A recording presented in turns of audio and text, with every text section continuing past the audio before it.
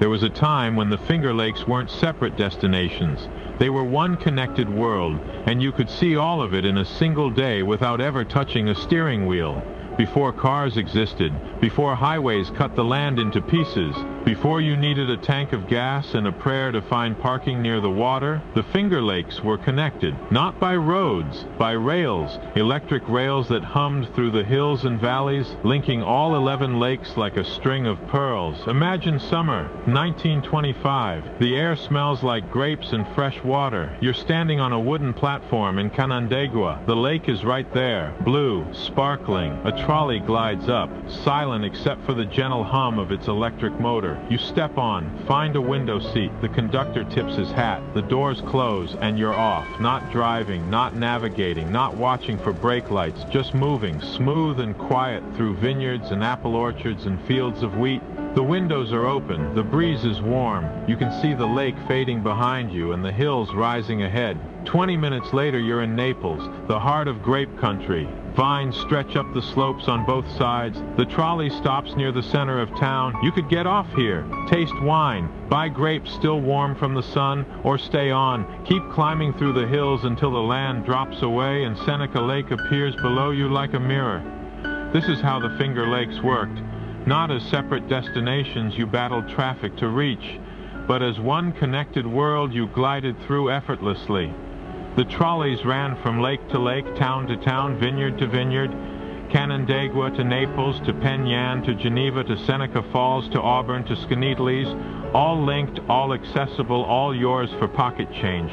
A family could leave their farm near Seneca Lake in the morning, ride to Hammondsport, catch another trolley to Watkins Glen, walk into the gorge, stand under a waterfall, have lunch by the water, then ride back home in time for dinner. All without a car, all without stress, just movement, just beauty, just time together. Farmers shipped grapes and apples and milk on those same trolleys. Students rode them to school. Lovers took them for Sunday outings. The trolley wasn't a tourist gimmick, it was the backbone of the entire region. It made life possible and beautiful at the same time. The trains connected the Finger Lakes to each other first. That was the heart of it.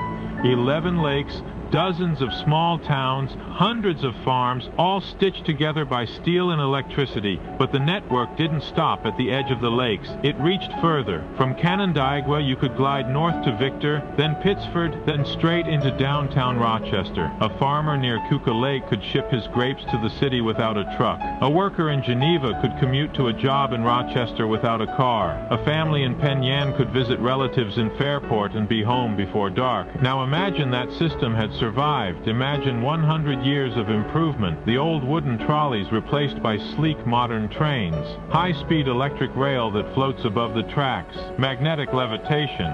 The distance between Canandaigua and Naples shrinks to 5 minutes, Geneva to Watkins Glen in 8. You could visit 3 lakes, 2 wineries, and a waterfall before lunch. Tourists would fly into Rochester, step onto a train, and spend a week gliding through wine country without ever renting a car. Every small town along the line would thrive. Stations would become hubs of cafes and shops and hotels. Jobs would exist because access existed. The Finger Lakes could have become what Switzerland is. A region defined not by its highways but by its trains, its mountains, its water, its effortless ability to move people through beauty without destroying it. That's not what happened. The tracks were ripped up in the 1930s. The trolley cars were burned or sold for scrap. The right-of-ways were paved over or abandoned. A coalition of car companies, oil companies, and tire manufacturers bought up electric rail systems across America and destroyed them, deliberately. They were convicted in federal court. Actual guilty verdicts. The conspiracy was real. The destruction was intentional.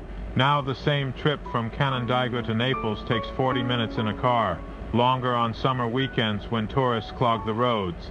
The view hasn't changed. The vineyards are still there, the lake still sparkles, but you're not gliding through it with the windows open. You're gripping a steering wheel, watching for brake lights, hunting for parking, burning gas. The tracks are bike paths now, the Auburn Trail, the Lehigh Valley Trail, beautiful, peaceful. You can walk where the trolleys used to run. You can stand on the old right-of-way near Canandaigua and close your eyes.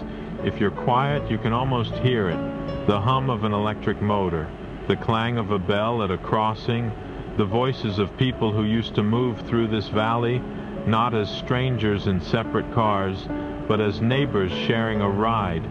The Finger Lakes are still connected underground. That's a different story. But above ground, the web is gone. 11 lakes, all separate now, all isolated, all reachable only by car. We had something beautiful, a region united by clean, quiet, elegant transit, a way of moving that brought people together instead of sealing them apart. And we let a handful of corporations take it from us. Next time you're stuck in traffic on a country road between two lakes, trying to get to a winery you can see across the water but can't reach without driving 40 minutes around the shoreline. Remember the trolleys.